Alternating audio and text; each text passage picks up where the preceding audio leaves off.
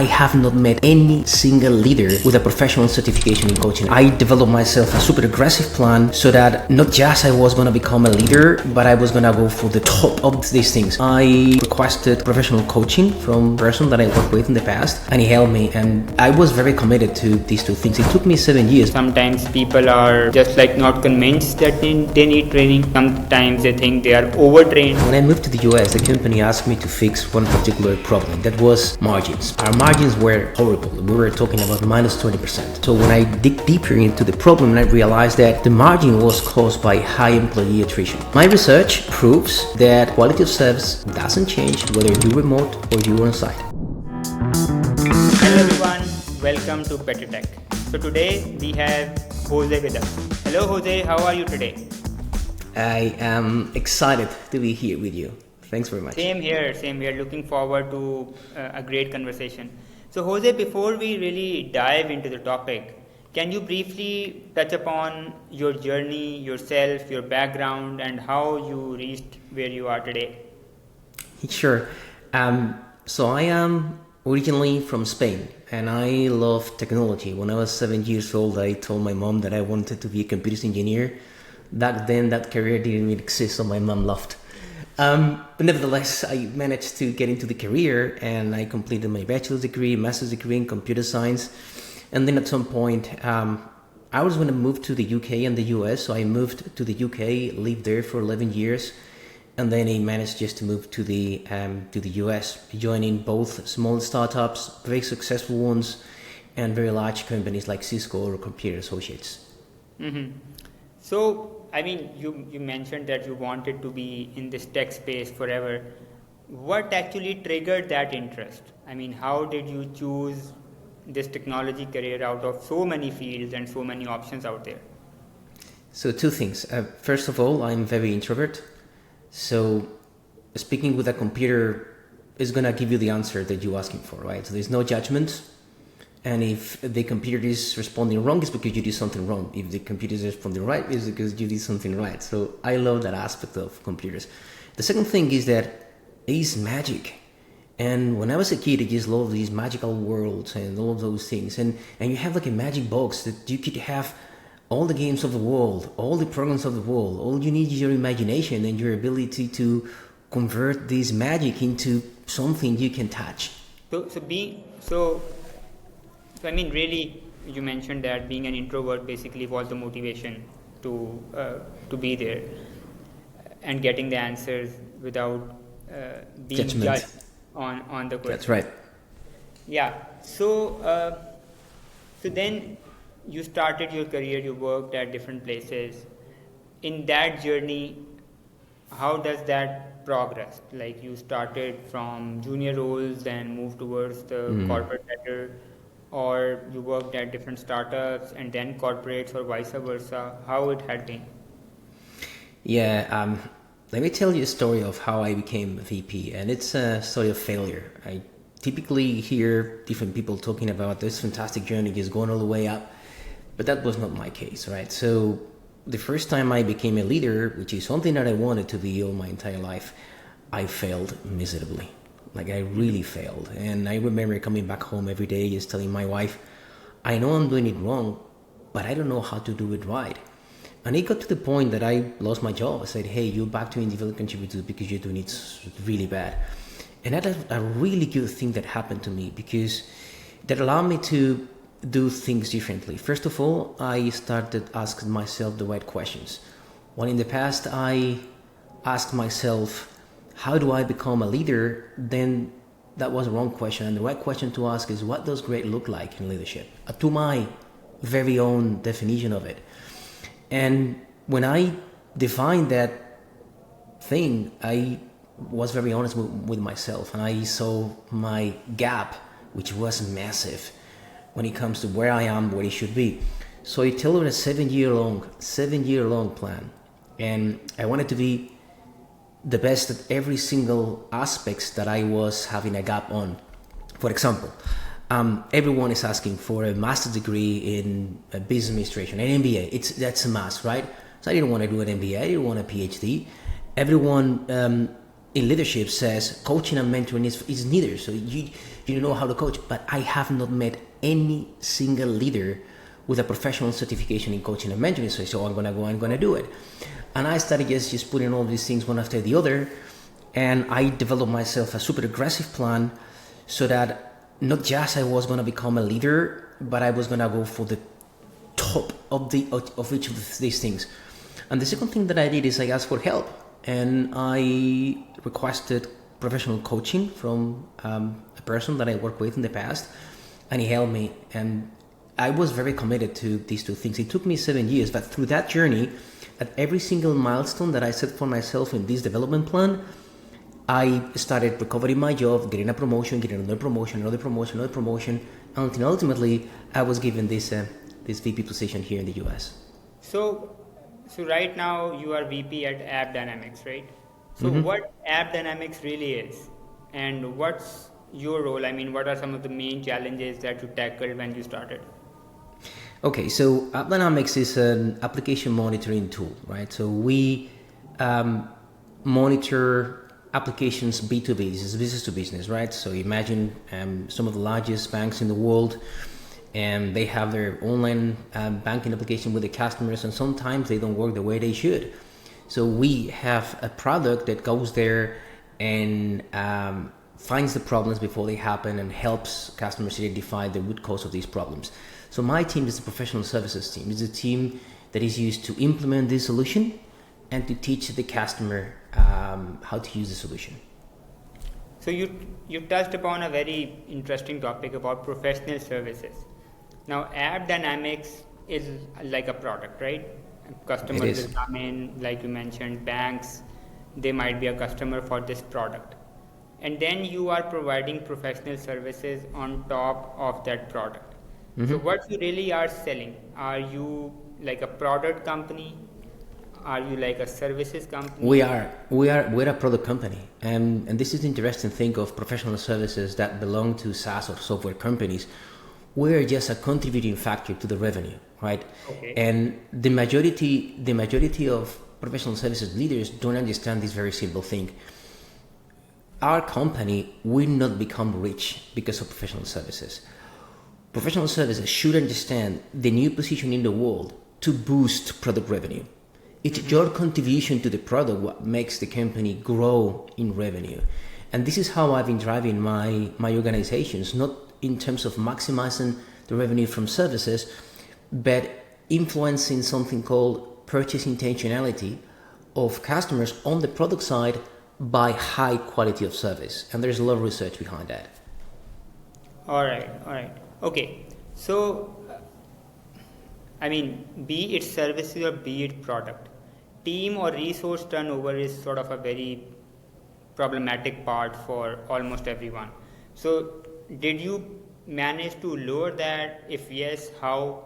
What was the strategy, and how you navigate through this complex puzzle, I would say? Yeah, when I moved to the US, the company asked me to fix one particular problem. That was margins. Our margins were horrible. We were talking about minus 20%.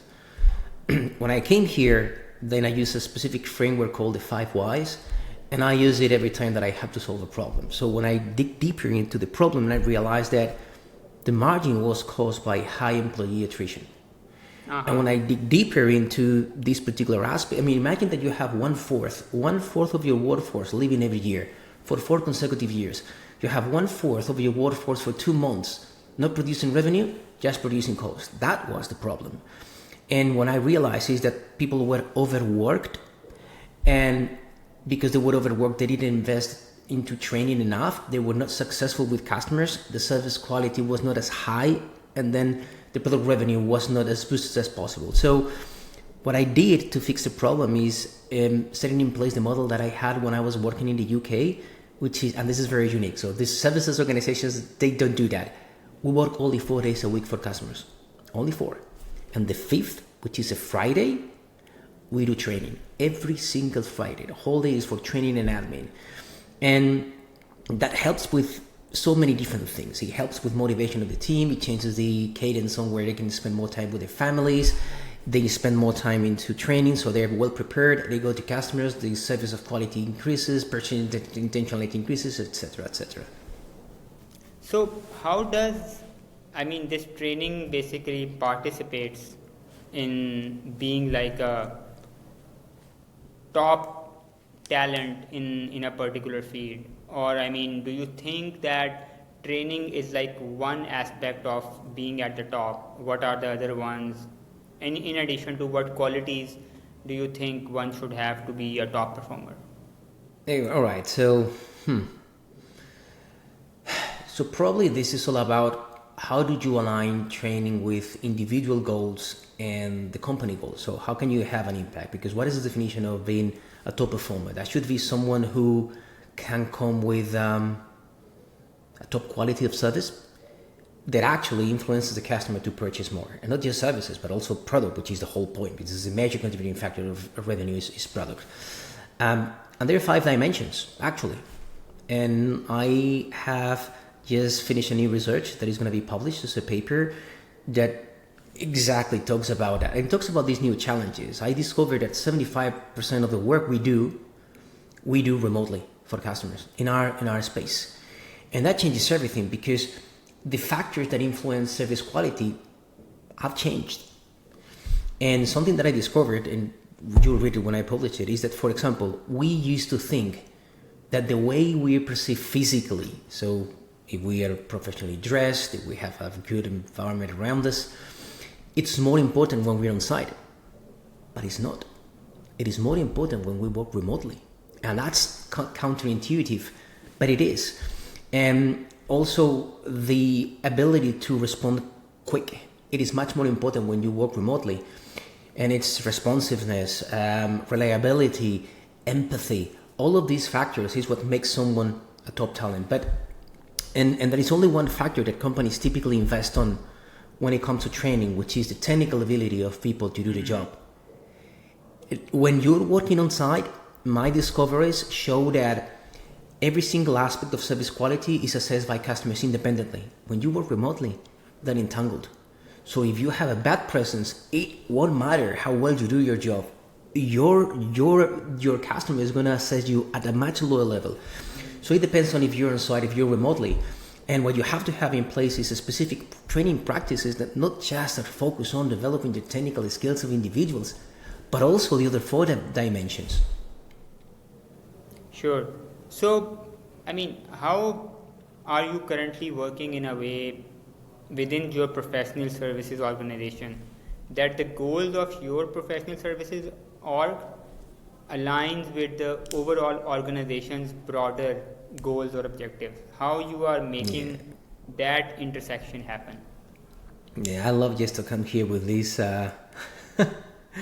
silver bullet type of discussion, but the reality is that most companies I work for, they don't align those goals. And you have different teams with different targets. And you have professional services teams with targets which are about margins and profitability and billable utilization. And then you have targets in sales which are revenue growth, all of these things. They're not aligned. If it was for me and I had a chance to do it, I would incorporate one particular factor, which is an accelerating factor that joins all of these things together, which is 2 things. Revenue growth, that's the first one. And the second one is profitability. And every single compensation plan should have those 2 factors as multipliers of whatever the compensation plan is. Because I cannot do that as a bigger level, what I really can do is to work with my framework, which is the quality of service framework. And I know that by doing certain things, my team is going to maximize product revenue. And we do quantify what is these influence that we have in product revenue so that we can justify everyone in the organization that actually buying services makes sense for the product. So, about training, coming back to that topic, I mean, have you seen like some challenges or, I mean, pitfalls as well in the training? I mean, there are issues. Sometimes people are just like not convinced that they need training. Sometimes they think they are already trained. Sometimes they think they are overtrained. And many times they just don't, I mean, feel the value of getting trained or make the time for reading or getting themselves their hands on with the training material, etc. So how you have seen that behavior in the companies that you have worked with, and how you have motivated or encouraged your team not to just go in a rabbit hole and Okay. avoid training. Right, so let's start with the pitfalls. And I believe that there are three main pitfalls that you're going to find when it comes to training. And that is not about the people that are trained, it's about the people that just develop these plans. And this is just about being a box filler. And I've seen many leaders and many top leaders being a box filler. Hey, we had to train this team on this particular technology, just put a video and done. And yeah, we have seen the video, done. Tick the box, move on.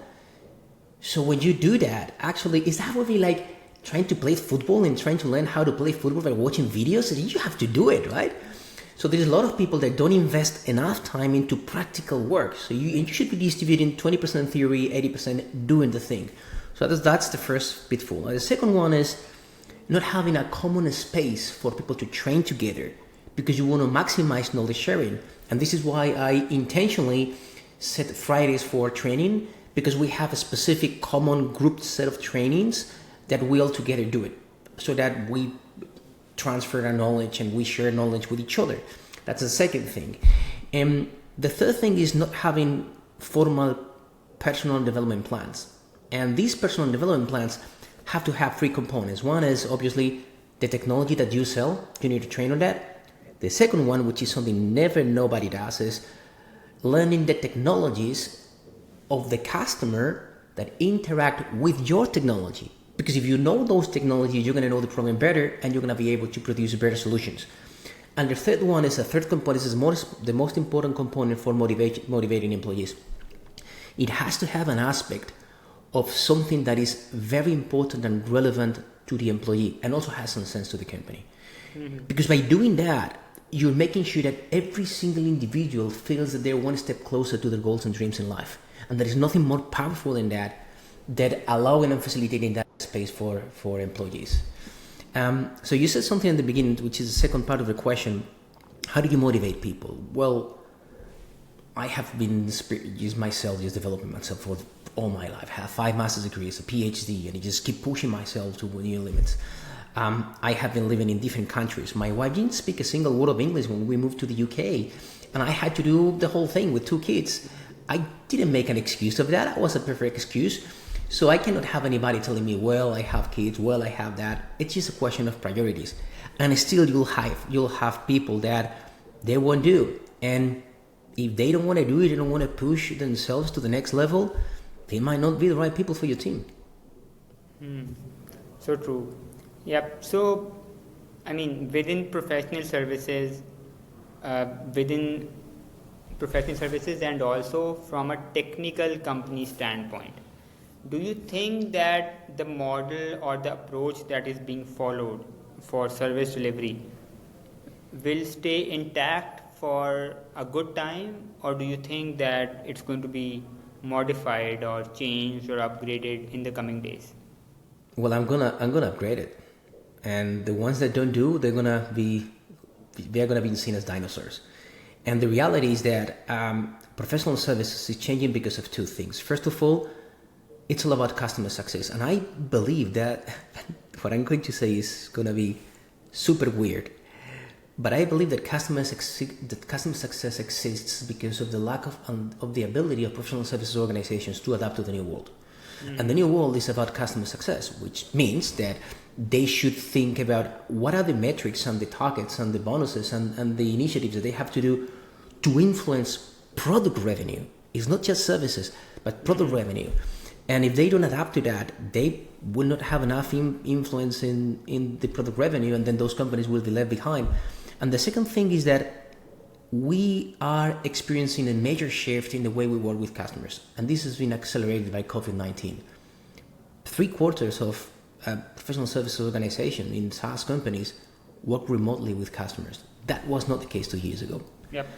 And if they don't understand what are the key differences between service quality when working on site and working remotely, which I've been researching over the past year, they will fail, or they will be not as successful as the ones that understand these differences. So it's going to change, and the pioneers will get the biggest prize. So, do you think like delivering professional services was, I mean, better when it was done in person or on site, or is it better remote? Okay, so my research proves that quality of service doesn't change whether you're remote or you're on site. It doesn't. If anything, it is slightly higher when delivering remotely, but difference is visible, so you can say it's the same. Better or worse, it's just a question of taste. But in the reality, it's just about, are you making more money out of it? Are you making customers buy more out of it? And science says that actually you can make the same amount of money, which means that if you work remotely and the services quality is the same, then the return on investment for customers is higher because they do not factor any more travel expenses. You can leverage external other countries cheaper resources. Still, quality is the same. So for customers, it's a much better choice. But it all depends on if you understand how to deliver remotely at a higher quality. Mm-hmm. And what are some of the best practices that you have seen delivering professional services remotely? What I have seen is that there is two things that are key when working remotely. But much more than when you're working on site. And this is again counterintuitive. Tangibles. This is the way we look, our presence. When we're having this conversation, you're going to be looking at me, how I'm dressed, how's my space. If my space is not tidy, if I am not tidy, you're going to think, ooh, this guy is not meticulous enough. Well, that doesn't happen when you work on site. It doesn't. But it happens when you work remotely. The second thing is responsiveness, is the ability to respond accurately and fast when working remotely affects much more how customers perceive the other factors of service quality compared to when you are working on site. Mm-hmm. So these two things are two things that companies should be investing in. It's just a question, just think about it. You working remotely, are you going to be lowering your standards of tangibles? Would you be just dressing in a pajama? Well, this is what customers ask when they work with you. So my advice would be just focus on these two things first. So, I mean, as we are moving towards the end of the discussion, I would like to touch another topic which is related to leadership. So, since you have been at leadership positions at different places, different times, has your leadership style evolved over time? If not, why not? And if yes, what was the evolution? We're always in change process, right? So we're never the end product. We're always evolving, and something that I had is the experience to live and work in different countries, different cultures. As a local, as an immigrant, I felt and experienced all of the sides of the story. That gave me the ability to understand that diversity is key. And every time that I have a team, I make sure that, and that's actually true today. So 50% of my leaders are of each gender. So I have 50% women, 50% men. I don't have two people from the same country. I look for diversity intentionally, which is something I didn't do before. The second thing is that through my development journey, and this is something that happened when I did my PhD, is that I changed the way at how I make decisions.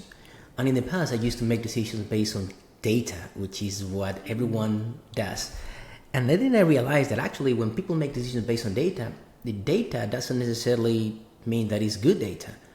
Most of the times you're going to see leaders coming with a small population, they understand margin of errors, things like that.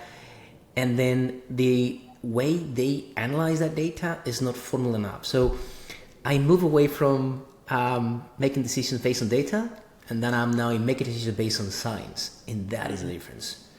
So these two things probably have been the major differences from when I started all this. So it is like a very common saying that managers manage and leaders lead. So, what you have seen the difference between the two roles or genres of providing professional leaderships? Okay, I see. Um, so being a manager is a bit more boring. It requires a lot of discipline. It is about managing the business, right? So you have to make sure that numbers are correct. You need to have your cadence and discipline on all of the meetings you need to have, your one-to-ones. It is about going through a checklist one by one. Do this, and you have to do it every week. And you can, it's like your training routine, right? You just got to do it. Now, leadership is different. Leadership is more soft in a way. It changes. Not every week is the same.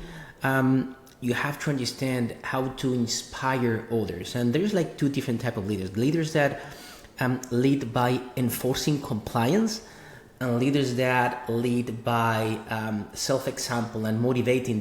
I'm the second type of leader. So I rarely force decisions. I typically ask for questions. I don't consider myself the smartest of the room. I have a fantastic smart people, so I love to be told off. Say, hey, you just made a mistake. But that's different. So a manager is like this discipline type of task, and leader is like, all right, so let's all together think about the strategy, the risks, that what is going to happen, how can we fix this problem, and just keep pushing yourself and your own limits just to get to the first version of yourself. Because if you get to your best version of yourself, you're pushing your team to become the best version of themselves too, which is also part of being a leader.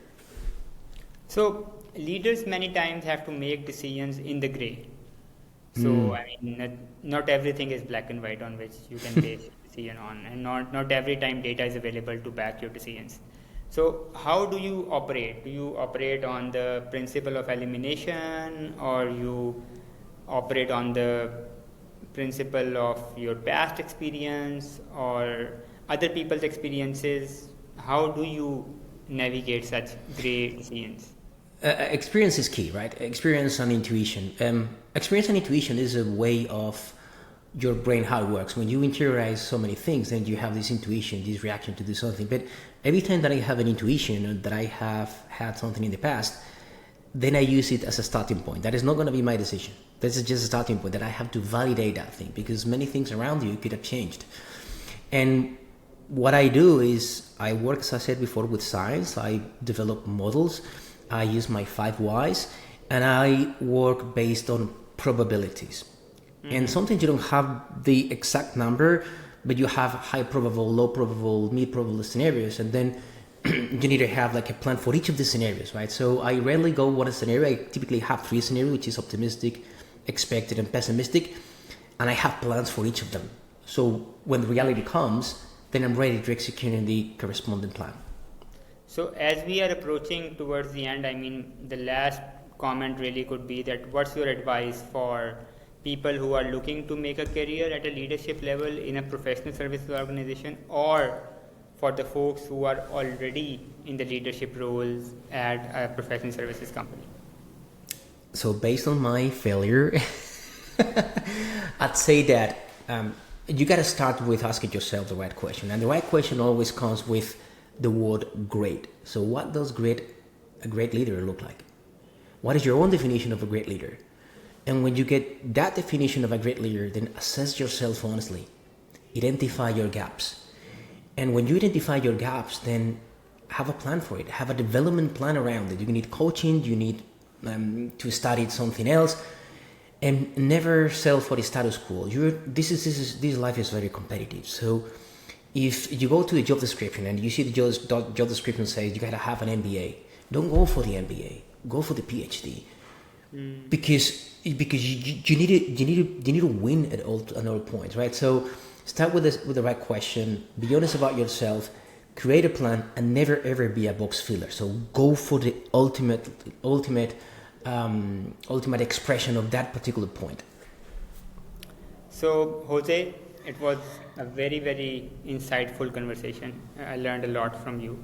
So any closing comments?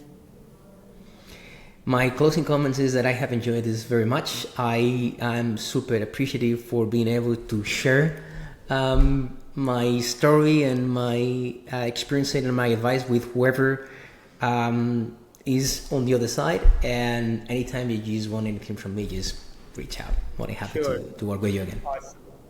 Awesome. Yeah. So I look forward to hosting you another time, maybe with a framework of your 5 whys, and we can dissect each why of it and why it exists and why it's there. So maybe that could be a conversation for another time. But thank you very much for your time today. Really appreciate it. And let's stay in touch, and I'll host you some other time. Have a good one. Thank you. Bye. Bye.